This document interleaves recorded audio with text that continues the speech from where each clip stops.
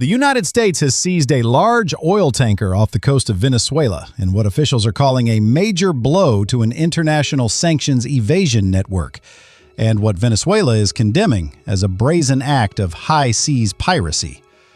President Donald Trump confirmed the operation on Wednesday, telling reporters, "We've just seized a tanker on the coast of Venezuela. A large tanker, the largest one ever seized, actually." When asked what would happen to the oil on board, Trump replied bluntly, "We keep it, I guess." The vessel, identified by maritime trackers as the Skipper, has been under U.S. sanctions for years. According to Attorney General Pam Bondi, it was part of an illicit oil shipping network moving crude for both Venezuela's state oil sector and Iranian entities tied to Hezbollah and the Islamic Revolutionary Guard Corps-Quds force. Bondi released dramatic footage of the operation, a military helicopter hovering over the tanker as Coast Guard personnel and U.S. Marines descended onto the deck with weapons drawn. The helicopters reportedly launched from the USS Gerald Ford, the world's largest aircraft carrier, currently deployed in the Caribbean as part of a wider U.S. military buildup. U.S. officials say the mission involved the FBI, Homeland Security Investigations, the Coast Guard, and the Department of Defense, a rare, large-scale interdiction aimed at disrupting what Washington calls terrorist financing networks. Venezuela responded with fury. In a strongly worded statement, the government accused Washington of committing a grave international crime and attempting to steal Venezuela's natural resources. Powerful Venezuelan official Diosdado Cabello blasted the U.S. as murderers, thieves, pirates, comparing the operation to the film Pirates of the Caribbean. But, he added, without any of the heroism. Earlier that same day, President Nicolas Maduro appeared at a rally in Caracas, calling on citizens to act like warriors prepared to resist American aggression. In a strange musical moment, he addressed Americans who oppose war with Venezuela by singing lines from the 1988 hit, "Don't Worry, Be Happy." It remains unclear whether Maduro knew about the tanker seizure before stepping on stage. The skipper's movements have been difficult to track. Experts believe the ship may have been spoofing its GPS position for months, broadcasting false coordinates to mask its real route.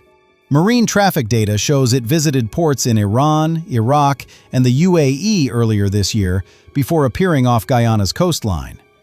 Guyana's Maritime Administration later clarified the tanker was falsely flying the Guyanese flag and had no official registration there. Its beneficial ownership links back to companies in Nigeria and the Marshall Islands, but U.S. officials say the tanker has long operated in a gray zone of global oil smuggling.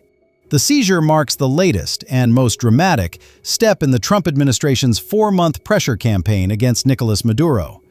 Since August, the United States has placed a $50 million bounty on Maduro, deployed the largest naval presence in the Caribbean since the 1962 Cuban Missile Crisis, conducted at least 22 deadly strikes on alleged drug smuggling boats, increased airborne patrols, including fighter jets circling near Venezuelan airspace.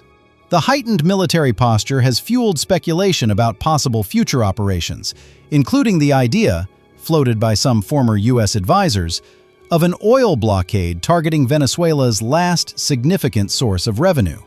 Analysts warn that Wednesday's tanker seizure could be a signal of more aggressive actions to come. News of the interception sent Brent crude prices slightly higher, reflecting fears of short-term supply disruptions and concerns over escalating tensions in one of the world's most strategically sensitive energy corridors. Venezuela, home to the world's largest proven oil reserves, has accused Washington for years of trying to steal its resources.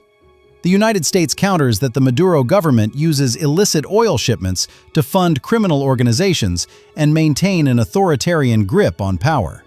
As both nations trade insults and threats, the seizure of the skipper raises broader questions. Is the United States preparing to expand maritime enforcement against Venezuela? Could this trigger retaliatory actions, or even accidental confrontation at sea? For now, the tanker sits in U.S. custody, its cargo under federal control, and the diplomatic temperature between Washington and Caracas continues to climb.